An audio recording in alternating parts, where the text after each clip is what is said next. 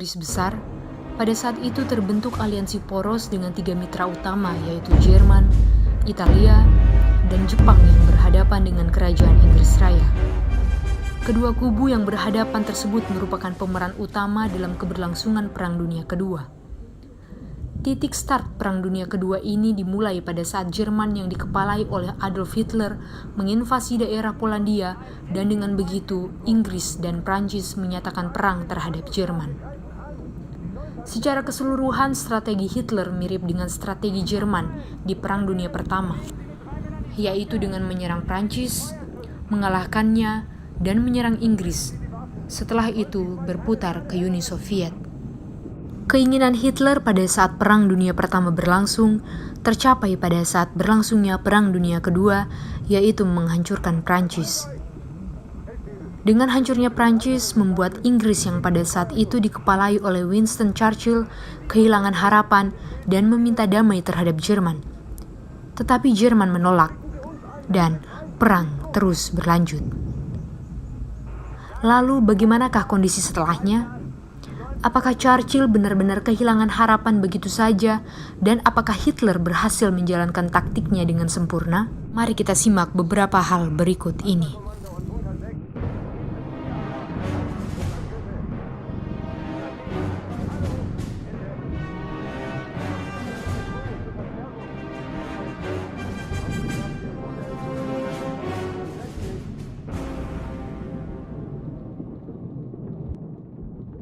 Kekaisaran Jerman mengalami kekalahan yang telak, membuat Kekaisaran Jerman hancur dan berubah menjadi negara Republik Jerman.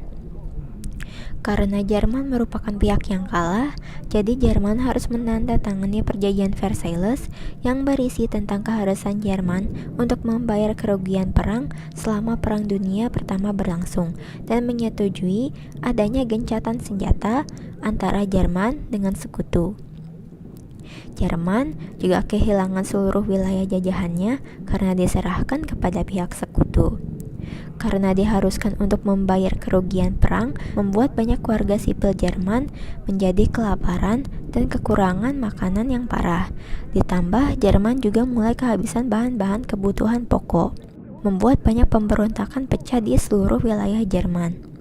Kegagalan pemerintahan Weimar membuat masyarakat mendukung partai-partai ekstremis lain seperti Nazi dan komunis. Kemudian partai Weimar ini berhasil digulingkan kekuasaannya dan digantikan oleh Nazi. Akibat dari keharusan untuk menanggung biaya perang, membuat Jerman atau Hitler terutama memutuskan untuk balas dendam, juga untuk menguasai dunia, yang mengakibatkan terjadinya Perang Dunia Kedua. How did Hitler rise to power?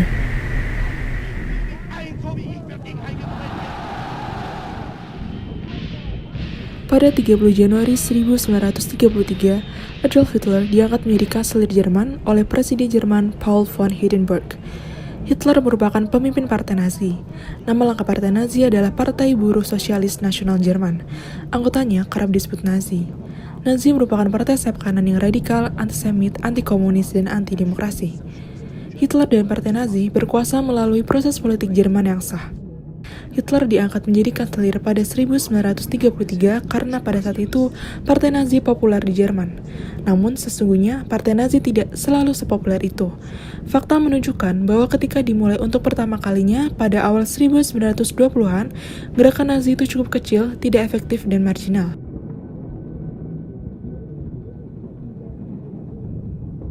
Bagaimana Adolf Hitler dan Partai Nazi menarik perhatian pemilih pada awal 1930-an?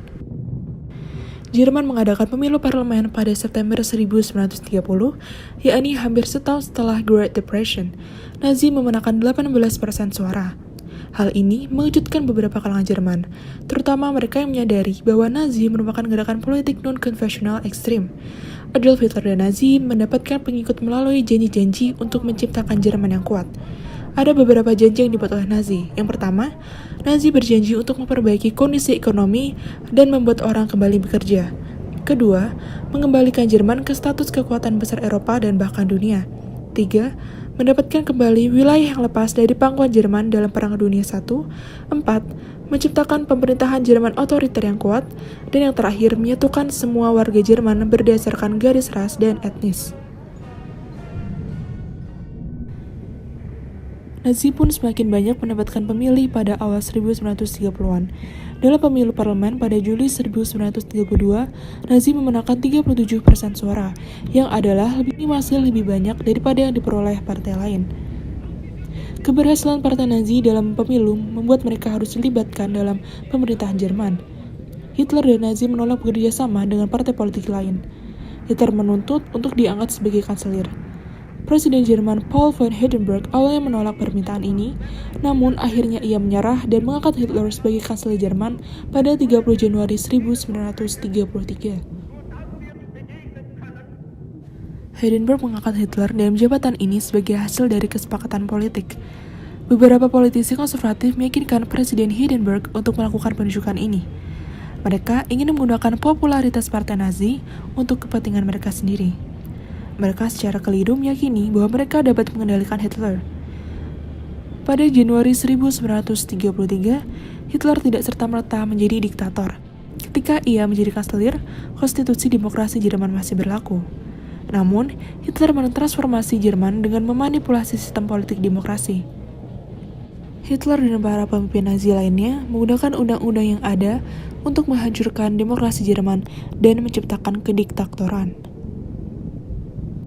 Pada Agustus 1934, Presiden Hindenburg meninggal dunia, dan Hitler pun mengumumkan dirinya sebagai Führer atau pemimpin Jerman. Sejak saat itulah Hitler menjadi diktator Jerman. Invasi menjadi salah satu model untuk bagaimana Jerman mengorbankan perang selama 6 tahun ke depan, atau yang dikenal sebagai strategi flash war. Strategi flash war diawali dengan menghancurkan kontrol udara musuh, rel kereta api, jalur komunikasi, dan penjatuhan amunisi. Lalu diikuti oleh invasi darat besar-besaran dengan mengarahkan armada tentara, tank, dan artileri. Kemudian setelahnya giliran infanteri masuk dan menghajar semua resistensi yang muncul. Teknologi Jerman yang unggul pada saat itu ditambah dengan miskalkulasi pihak Polandia, Hitler dengan mudahnya memenangkan peperangan itu.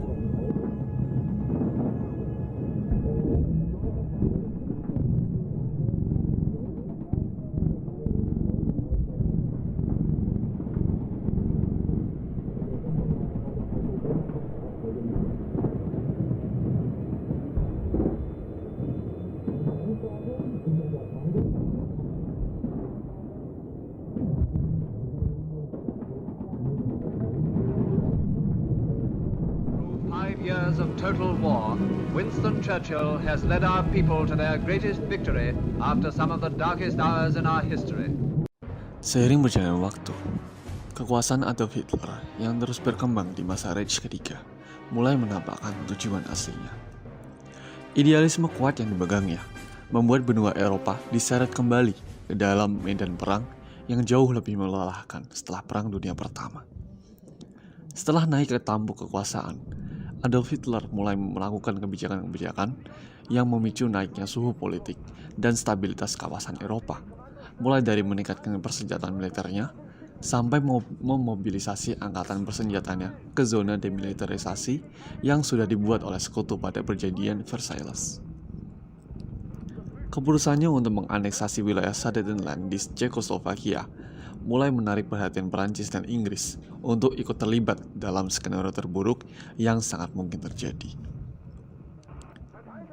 Di saat yang sama di tanah Inggris, sebelum menjabat sebagai Perdana Menteri, Winston Churchill mulai mengeluarkan peringatan akan sikap agresif yang dimiliki oleh Adolf Hitler di berbagai kebijakannya yang dapat memicu terjadinya perang. Namun, karena sikap Inggris dan Prancis yang waktu itu sangat menghindari perang terjadi lagi, pihak sekutu seolah-olah bersikap lembek terhadap ambisi Hitler untuk menguasai negara-negara tetangganya di wilayah timur benua Eropa. Dan sayangnya, Hitler sadar akan hal ini. Dengan kebijakan lemah yang dikeluarkan lawannya, Adolf Hitler beranggapan jika Perancis dan Inggris tidak akan berbuat apa-apa jika Jerman menginvasi negara-negara di Eropa Timur dan melanggar perjanjian Versailles yang sudah dibuat, yang pada akhirnya ekspektasi tersebut berubah menjadi kenyataan. Sikap tidak tegas dan gegabah yang diambil oleh pemimpin Perancis, Inggris, dan Liga Bangsa-Bangsa membuat Winston Churchill menganggap bahwa terjadinya Perang Dunia II adalah suatu perang yang tidak penting dan sia-sia, atau lebih dikenal dengan The Unnecessary War. Namun, semua sudah terjadi. Setelah kegagalan Neville Chamberlain untuk menciptakan perdamaian dan menghindari kemungkinan perang, Winston Churchill berdiri lagi. Negara mulai mendengar suaranya dan peringatannya yang semua sudah jadi kenyataan. Dan dia dengan cepat menggantikan posisi Chamberlain sebagai Perdana Menteri Inggris selanjutnya.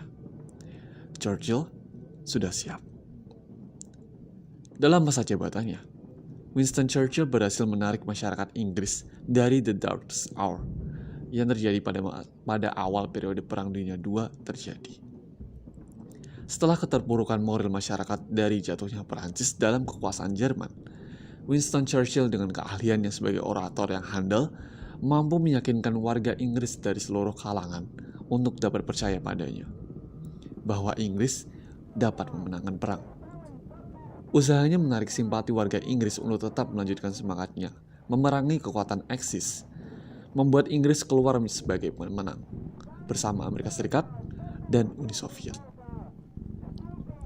Idealisme dan rasa kepercayaan dalam diri Winston Churchill diiringi dengan kemampuan berorasi dan pidato-pidatonya yang terkenal, serta usaha Churchill untuk meyakinkan negara-negara lain, membuat rakyat Inggris yang pada awalnya dibayangi dengan keputusasaan akan kondisi yang dialami Perancis, dihilangkan dengan rasa semangat untuk dapat bangkit kembali. Kemampuan dan keinginan yang diadopsi oleh Winston Churchill di satu sisi menghilangkan bayang-bayang kelam masyarakat Inggris. Namun, di sisi lain, membuat usaha diplomasi dan penemuan jalur damai selama Perang Dunia Kedua sulit untuk terjadi. Meskipun demikian, tidak dapat dimungkiri jika nasib dan masa depan negara Inggris yang sudah di ujung tanduk pada awal periode Perang Dunia Kedua dapat diselamatkan oleh Winston Churchill, yang setelah masa jabatannya berakhir, jasanya akan terus dikenang oleh masyarakat Inggris sebagai penyelamat pada situasi terburuk.